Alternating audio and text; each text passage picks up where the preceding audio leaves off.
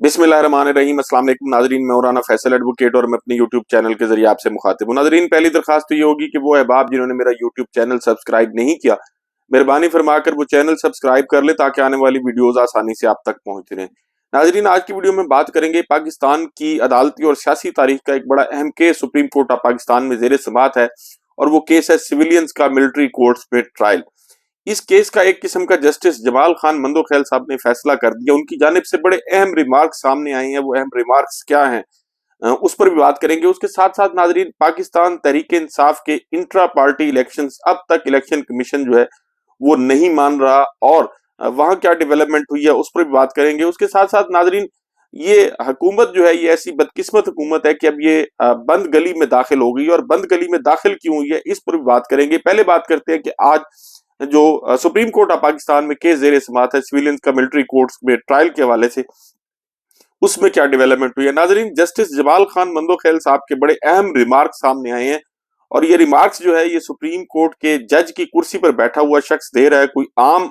आदमी नहीं है पाकिस्तान में, कोई सहाफी नहीं है, कोई वकील नहीं है, एक जज है। और इस किस्म के रिमार्क्स जो है उससे ये अंदाजा होता है कि सुप्रीम कोर्ट का ये आईनी बेंच, जिसकी सरबराही जस्टिस अमीनुद्दीन खान साहब कर रहे हैं, और इस बेंच में 7 जजेस जो हैं वो शामिल हैं, जिसमें जस्टिस जमाल मंदोखेल साहब, जस्टिस मोहम्मद अली मजहर, जस्टिस हसन अजहर रिजवी साहब हैं, जस्टिस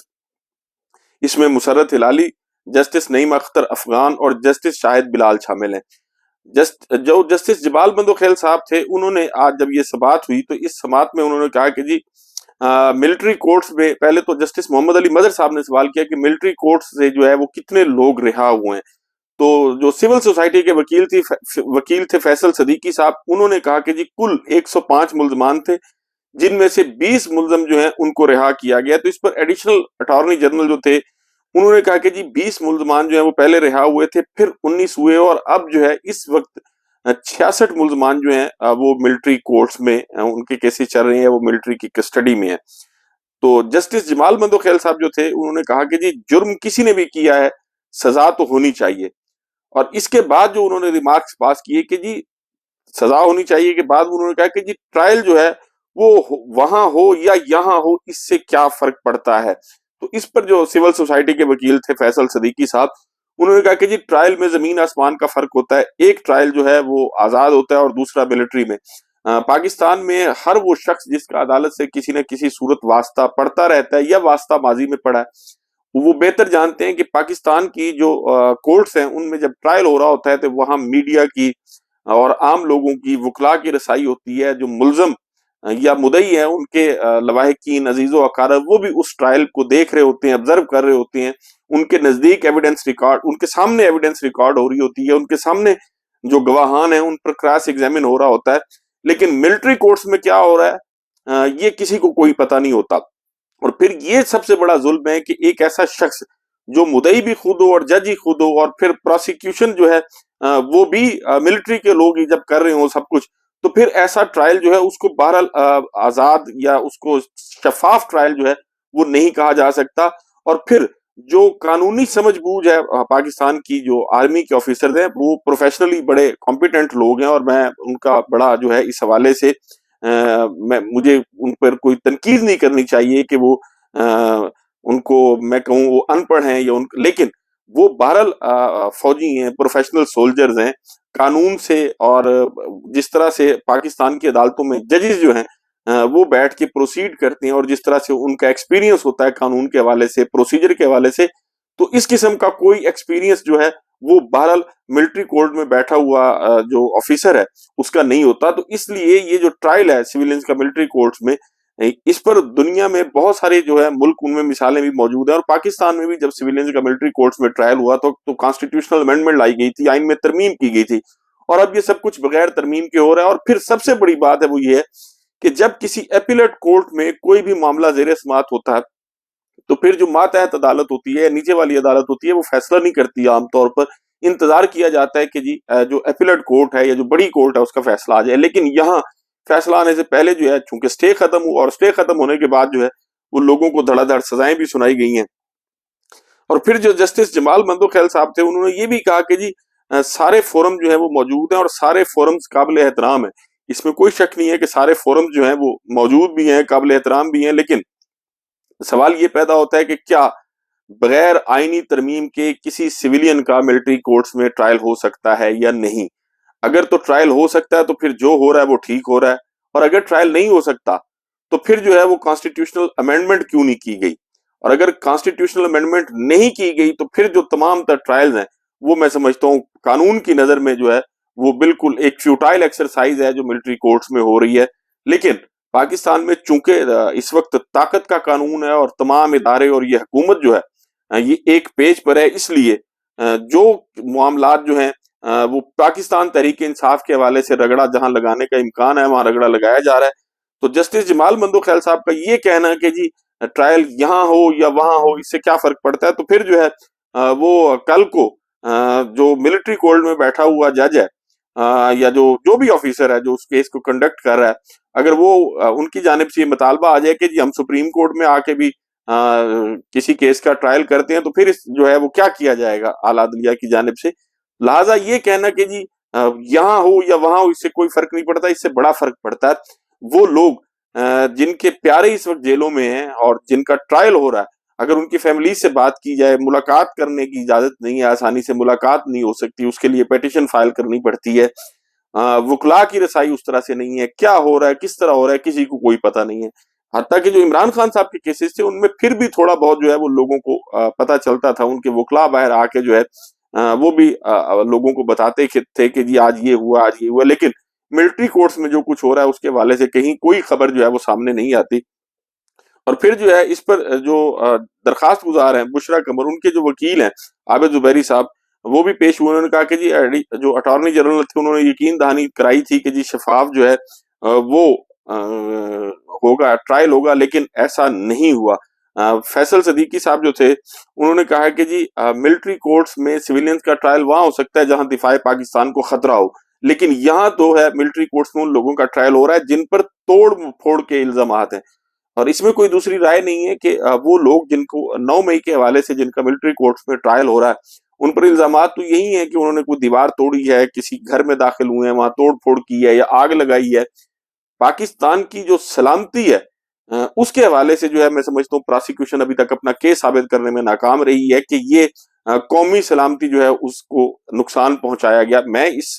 ان تمام توڑ پھوڑ کرنے والے اور آگ لگانے والے لوگوں کی کوئی وکالت یا حمایت نہیں کر رہا, اور میں ذاتی طور پر ان چیزوں کو بڑا ناپسند کرتا ہوں کہ اداروں کا احترام ہونا چاہیے, چادر اور چار دیواری کا احترام ہونا چاہیے, لیکن قانون بہرحال موجود ہے کہ اگر یہ احترام نہیں ہوگا تو پھر قانون جو ہے وہ اپنا راستہ کیسے بنائے گا, اور اگر قانون جو ہے وہ اپنا راستہ بنانے کی بجائے رگڑا لگا رہا ہو تو بہرحال پھر اس پر تنقید ہوتی ہے, اور میں سمجھتا ہوں کہ اس پر ہونی بھی چاہیے. ناظرین, اس کے ساتھ ساتھ الیکشن کمیشن آف پاکستان, آپ کو پتہ ہے کہ جب سے عمران خان کی حکومت گئی ہے پاکستان تحریک انصاف کے خلاف الیکشن کمیشن جو وہ بہرحال ایک پارٹی کا کردار ادا کر رہا ہے. کبھی بلے کا نشان لے لیا جاتا ہے, کبھی کاغذات نامزدگی امیدواروں کے مسترد کیے جاتے ہیں, کبھی کچھ کیا جاتا ہے کبھی کچھ کیا جاتا ہے, اور ابھی تک پاکستان تحریک انصاف کے انٹرا پارٹی الیکشنز کے حوالے سے جو ہے وہ پاکستان تحریک انصاف کو جو ہے وہ سرٹیفکیٹ جاری نہیں کیا جا رہا. اس کی سماعت کے دوران جو ہے الیکشن کمیشن آف پاکستان نے آج بھی پاکستان تحریک انصاف کو سرٹیفکیٹ جاری نہیں کیا, اور اس کیس کو اب 8 اپریل تک جو ہے وہ ملتوی کر دیا, ڈیٹ دے دی 8 اپریل کی. اور پھر جو بیرسٹر گور ہیں انہوں نے کہا کہ جی ہم نے انٹرا پارٹی الیکشنز کے حوالے سے قانون کے مطابق تمام تر جو قانونی ضابطے ہیں وہ پورے کیے ہیں, لیکن ہمیں سرٹیفکیٹ نہیں دیا جا رہا. یہ بیرسٹر گور صاحب کا کہنا تھا. اور جو الیکشن کمیشن کے ممبر ہیں KPK کے, انہوں نے کہا کہ جی پاکستان تحریک انصاف کے انٹرا پارٹی الیکشنز جو ہیں وہ متنازع ہیں اور ان کی دستاویزات جو ہیں وہ نامکمل ہیں. یعنی الیکشن کمیشن آف پاکستان نے یہ طے کیا ہوا ہے کہ پاکستان تحریک انصاف جیسے مرضی الیکشن کرا لے, لیکن الیکشن کمیشن آف پاکستان کے نزدیک جو ہے وہ الیکشن متنازع رہیں گی اور پاکستان تحریک انصاف کو سرٹیفکیٹ نہیں دیا جائے گا. جن لوگوں کو اپنا وجود جو ہے وہ غیر آئینی ہو, ایک قسم کا عہدہ ختم ہونے کے بعد بھی اگر کوئی شخص بیٹھا ہو سیٹ پر, پاکستان میں صاف شفاف الیکشن کرانا الیکشن کمیشن آف پاکستان کی بنیادی ذمہ داری ہے. کیا الیکشن کمیشن آف پاکستان نے یہ ذمہ داری پوری کی؟ کیا 8 فروری 2024 کو ہونے والے انتخابات جو تھے وہ آزادانہ, منصفانہ اور شفاف تھے اور لوگوں کے جو ووٹ کا احترام کیا گیا؟ فارم 47 اور فارم 45 کو اگر سامنے رکھا جائے, یقیناً اس کا جواب یہی ہے کہ 8 فروری کو ہونے والے انتخابات جو ہیں وہ پاکستان کی تاریخ کے سب سے متنازع ترین انتخابات تھے. کو 2-4 حلقوں میں تو سمجھ آتی ہے، دھاندلی ہوتی ہے، لیکن یہاں تو پوری کی پوری جو ہے وہ 2/3 اکثریت ہی ایک پارٹی کی ختم کر دی گئی ہے. اور پھر حکومت جو ہے اس کی اگر آپ پریارٹیز دیکھیں، حکومت کی ترجیحات دیکھیں، تو پاکستان کی حکومت جو ہے وہ اس وقت ایک بند گلی میں پھنس چکی ہے. ناظرین، ایک طرف تو حکومتی اخراجات اور جو حکومت جو کچھ کر رہی ہے اس کی بڑے پیمانے پر جو ہے وہ تشہیر کی جا رہی ہے، اور جو میڈیا گروپس ہیں، اخبارات ہیں، ان کو کروڑوں اربوں روپے جو ہے وہ اشتہارات کی مد میں دیے جا رہے ہیں، اور ڈھنڈورا یہ پیٹا جا رہا ہے کہ پاکستان میں تعمیراتی اور ترقیاتی کام جو ہیں وہ بڑی تیزی سے ہو رہے ہیں، اور جو ہے پاکستان جو ہے وہ بدل رہا ہے، اور دوست ممالک کا بھی اعتماد بحال ہو رہا ہے، پاکستان میں سرمایہ کاری آ رہی ہے، اور اس قسم کی گفتگو کی جاتی ہے. ٹی وی پر حکومتی وزراء کی جانب سے بیٹھ کر، اور ان کی ہاں میں ہاں ملانے والے پاکستان کے کچھ صحافی بھی موجود ہوتے ہیں، لیکن گراؤنڈ پر صورتحال جو ہے بالکل مختلف ہے، کیونکہ اس فارم 47 کے نتیجے میں قائم ہونے والی حکومت کو عوامی حمایت جو ہے وہ بالکل حاصل نہیں ہے. ناظرین، یہ 80 کی دہائی نہیں ہے یا 70 کی دہائی نہیں ہے. اب جو ہے عوام کا سیاسی اور سماجی شعور کے ساتھ ساتھ ایک جو ہے میں سمجھتا ہوں شعوری تبدیلی آ گئی ہے لوگوں کے اندر، اور اب لوگ جو ہے وہ صرف اور صرف یہ جو تعمیراتی اور ترقیاتی کام ہیں ان پر اکتفا نہیں کرتے، اور ان کے نزدیک یہ کافی نہیں ہے. اب عوام جو ہے وہ، چونکہ عمران خان پاکستان کے عوام کی اس وقت ایک امید ہے، اور عوام اب خود مقتدر ہونا چاہتے ہیں. اشتہاروں سے اگر معاشی ترقی جو ہے وہ ظاہر ہوتی، اور اشتہاروں سے معاشی ترقی جو ہے وہ کسی ملک کی ہوتی، تو پھر اس میں کوئی دوسری رائے نہیں ہے کہ پاکستان اس وقت دنیا کا سب سے ترقی یافتہ ملک ہے. لیکن گراؤنڈ پہ صورتحال جو بالکل مختلف ہے. حکومت ایک طرف تو کہتی ہے کہ جی مہنگائی کم ہو گئی ہے، لیکن عملاً اگر دیکھا جائے تو پاکستان میں تاریخ کی اس وقت بدترین مہنگائی ہے. اور اگر کوئی شخص یہ کہتا ہے کہ پاکستان میں اس وقت مہنگائی نہیں ہے، میں اس کو، اگر وہ کوئی شخص یہ کلیم کرتا ہے تو وہ میرے ساتھ آئے، بازار میں آئے، اور آ کے جو ہے میں اس کو سروے کرا دیتا ہوں کہ پاکستان میں مہنگائی جو ہے وہ اب سے 3 سال پہلے کتنی تھی، 2.5 سال پہلے کتنی تھی، اور اب کتنی تھی. ریٹس جو ہیں اس وقت، چونکہ رمضان کا مہینہ ہے اور لوگ جو ہے وہ کوشش کرتے ہیں کہ اپنے بچوں کے لیے فروٹ لے کے جائیں، لیکن ایک سفید پوش آدمی جو ہے اس کے لیے فروٹ خریدنا جو ہے میں سمجھتا ہوں ناممکن ہو گیا. وہ چیز جو رمضان سے پہلے 200 روپے کلو بک رہی تھی، اب وہ 400 روپے کلو بک رہی ہے. پرائس کنٹرول مجسٹریٹ، ڈسٹرکٹ انتظامیہ ہر شہر کی جو ہے وہ انہوں نے بالکل خاموشی کی چادر تانی ہوئی ہے. اور چونکہ میجارٹی جو ہے وہ، میں سب کی بات نہیں کرتا، لیکن جو فروٹس ہیں اور ویجیٹیبلز ہیں وہ سب کے گھر پہنچ جاتی ہیں، تو اس لیے پاکستان میں وہ لوگ، وہ ادارے جنہوں نے ان ساری چیزوں پر چیک اینڈ بیلنس رکھنا ہوتا ہے، وہ جو ہے وہ خواب خرگوش میں سوئے ہوئے ہیں. اور میں پھر سب سے بڑا جو ظلم ہے وہ یہ ہے کہ ایک تو ہے کہ حکومت جو ہے وہ یہ کہتی ہے کہ جی ہمیں اس چیز کا اندازہ ہے اور ہم اس کو کم کرنے کی کوشش کر رہے ہیں. یہ کہنے کے لیے بھی تیار نہیں ہے، بلکہ الٹا یہ میں نے اپنی گزشتہ ویڈیو میں کہا تھا کہ عطا تارڑ صاحب یہ کہہ رہے تھے کہ جی پاکستان میں 9.5 سال کی کم ترین سطح پر آ گئی ہے مہنگائی. اب 9.5 سال پہلے جو ریٹ تھا گندم کا، 9.5 سال پہلے جو ریٹ تھا چینی کا، 9.5 سال پہلے جو ریٹ تھا گھی کا، کیا وہ ریٹ آج بھی ہے؟ اگر تو وہ ریٹ آج نہیں ہے، اس سے 3 گنا یا 4 گنا چیز مہنگی ہو گئی ہے، تو پھر